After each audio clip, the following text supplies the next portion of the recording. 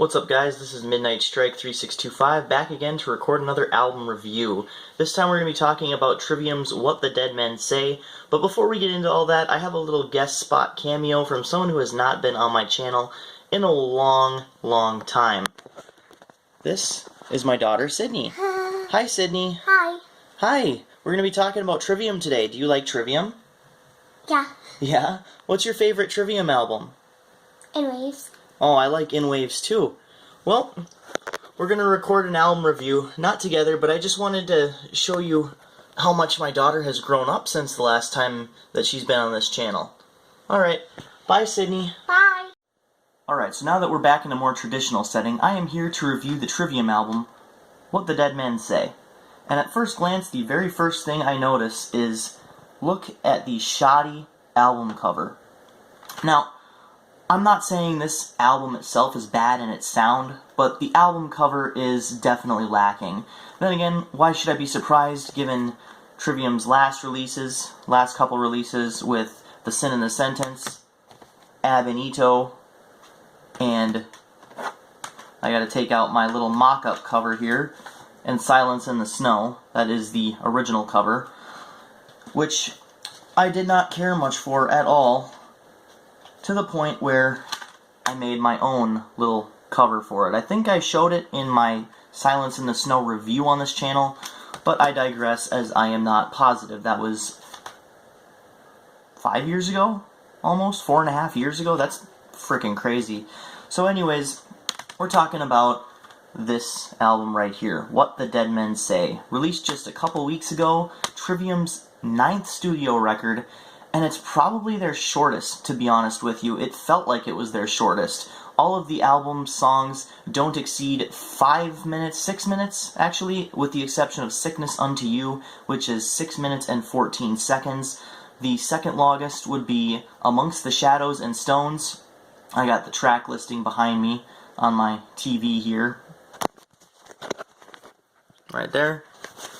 To show you that I'm kind of sort of cheating a little bit. But my point is, none of the tracks exceed 6 minutes with the exception of Sickness Unto You.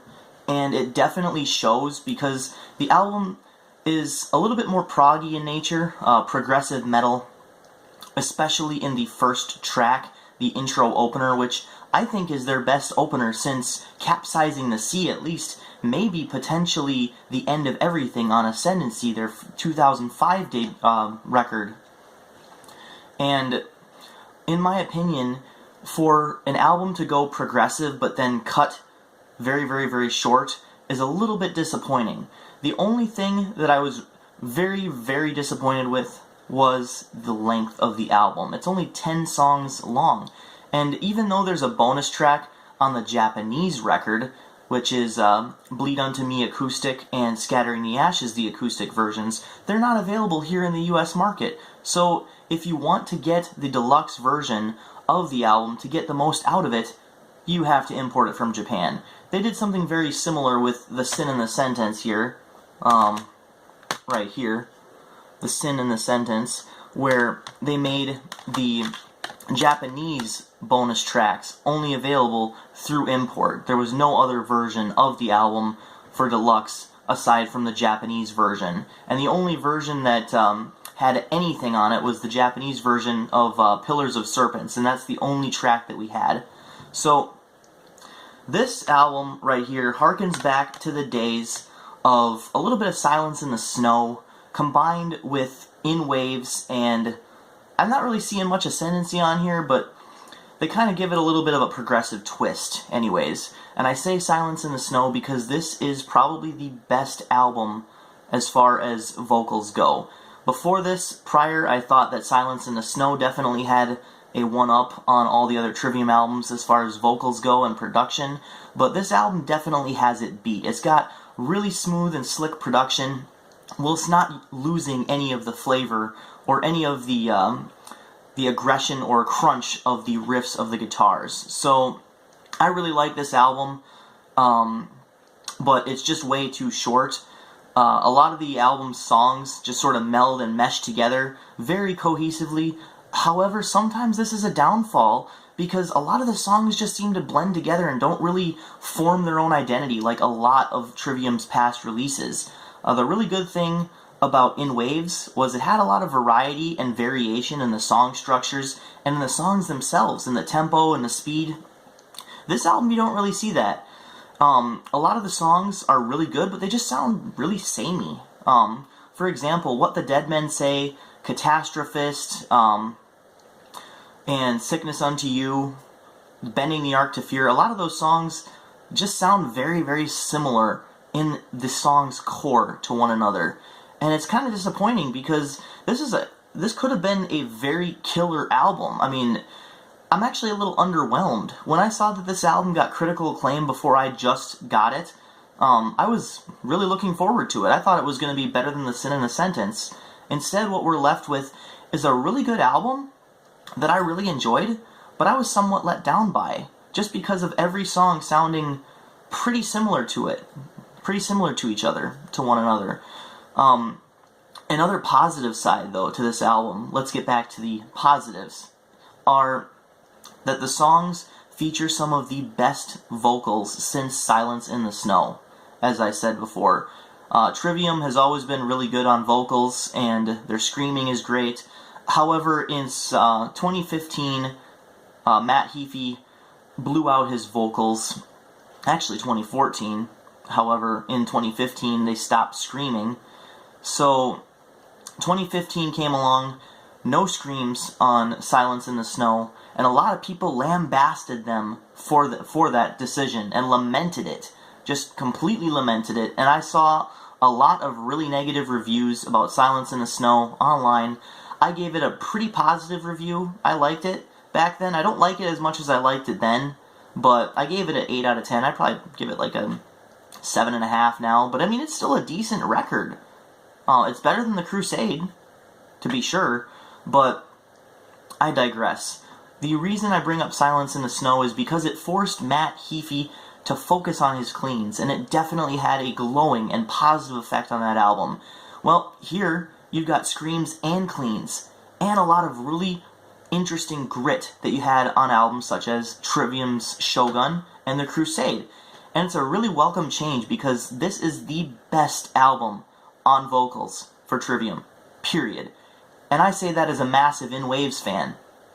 So, this is my favorite album vocally from Trivium, and I think it's their best for the variation in the album's riffs, because the riffs are good. It has a progressive twist on it. However, when it comes to the structure of the songs overall and the variation within each song itself, it just kind of sounds samey.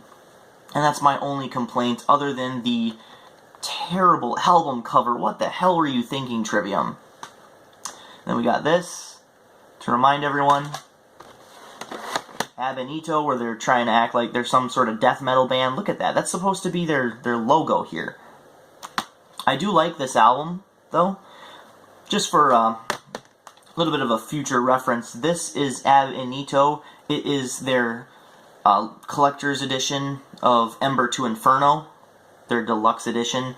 It comes with Ember to Inferno, right here, remastered, and then it comes with this right here, which is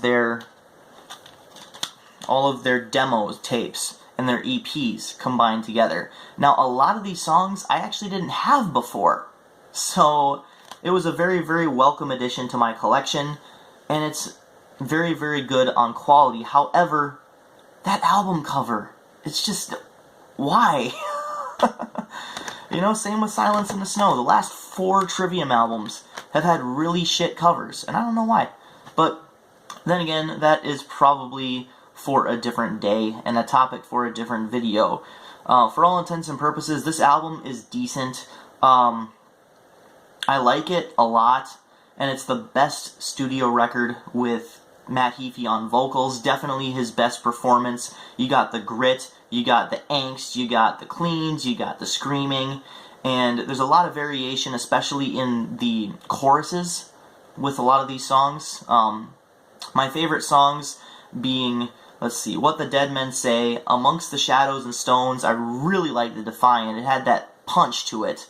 One of the heavier tracks on the album, as well as the best vocally. Again, Scattering the Ashes had some really good paternal lyrics to it, talking about his father, and I really liked that. So, other than that, The Ones We Leave Behind was another one of my favorites, and it was a really good way to close out the album, but in the end, it felt too short. I don't know what to say. It felt too short. So my final rating is going to be an 8 out of 10 for this album. Same as I gave Silence in the Snow, but it's definitely a better album than Silence in the Snow. I will say that. So this is Midnight Strike 3625. Thank you very much for watching my review of What the Dead Men Say by Trivium. Keep calm and rock on. When Trivium decides to stay in a path is when we aren't fully Trivium, and when we allow everything to happen like we did in Ascendancy, like we did on Ember, Ascendancy, In Waves, Shogun, Sin, and Dead Men. That's when we really are Trivium.